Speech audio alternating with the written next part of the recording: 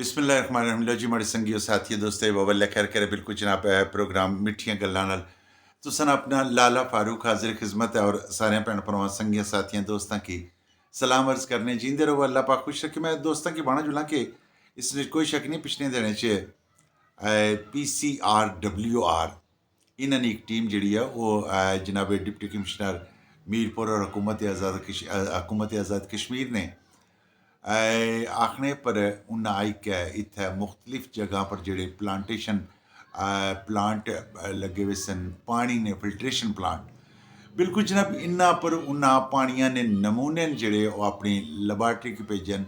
तुसें दोस्तां एह् बाबा गी पता कि बेशुमार जगह इत्थै मीरपुर पर कुछ ते सरकारी मैह्कमे आह्लेआं इस तो इलावा तक्केआ जाए तो कुछ ज़ाती तौर पर भी लोकां तो कुछ मुख्तलिफ NGOs न जेह्ड़ियां उन्ना भी इत्थै काफ़ी सारा कम्म जेह्ड़ा ओह् पानिया दा जेह्ड़ा निज़ाम है मुख्तलिफ पॉइंट्स पर ओह् पानी जेह्ड़ा ओह् लाया गया ओह् प्लांट्स नस्ब कीते गे। हुण इसकी आया कि ये वाकई खालस है, आया कि वाकई इसने फिल्टर वगैरह तब्दील किए जाने, आया कि वाकई ये मुज़र सेहत तो नहीं है।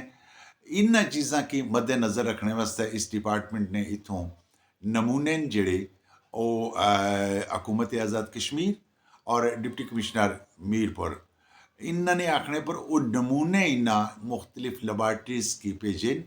वो नमूने चेक होने तो बाद ये गल पता लग सी कि आया कि ये पानी वाकई पीने के काबिल है या नहीं है। लेकिन इसने विच इंतजामिया ना ये आखना वै कि अगर ये पानी मुज़र सेहत होया या जेड़े मुख्तलिफ लोग सन तक उसी के पानी फरोख्त करने मुख्तलिफ फैक्ट्रियां लाइया ने मिनरल वाटर ने नाल मुख्तलिफ जगह पर आने उन्होंने भी सैंपल लेके उन्हें भेजन कि आया कि ये वाकई पानी पीने के काबिल है। अगर तो पीने के काबिल है तो फिर तो ठीक हो गया, तो अगर नहीं है तो फिर इसकी बाकायदा तौर पर कानूनी कार्रवाई करी कै इन्ना की जेड़े जेड़े भी पानी जेड़े सप्लाई करने पे इन्ना की वाकई पुछ भाल की जासी। मैं दोस्तों की गल आखना चाहना इसमें कोई शक नहीं है कि हुकूमती सतह पर तो चलो ये सिलसिला होया चंगी गल हुई है, लेकिन दोस्तों एक गल प्लीज़ खुदारा माह रमज़ान है एक गल ज़रूर सोचा करो कि असां मुसलमान हाँ और मुसलमान ने मुल्क बेही कै तो असां चूँकि असां के हकूक आबाद दसे गए सन ये ना आख्या करो कि फलाना कोई इ'यै जेहा कर्मा वालेओ खुद ठीक होने की कोशिश कर लवो। यकीन करो कि तुसानी दुनिया भी बन जासी आखिरत भी बन जासी। अल्लाह पाक तुसां के हमेशा खुश खुरम रखा है। छोटे छोटे प्रोग्राम लेके मैं आमना रहना वा। अल्लाह पाक तुसां के अपनी हिफ्ज़ अमान च रखा है।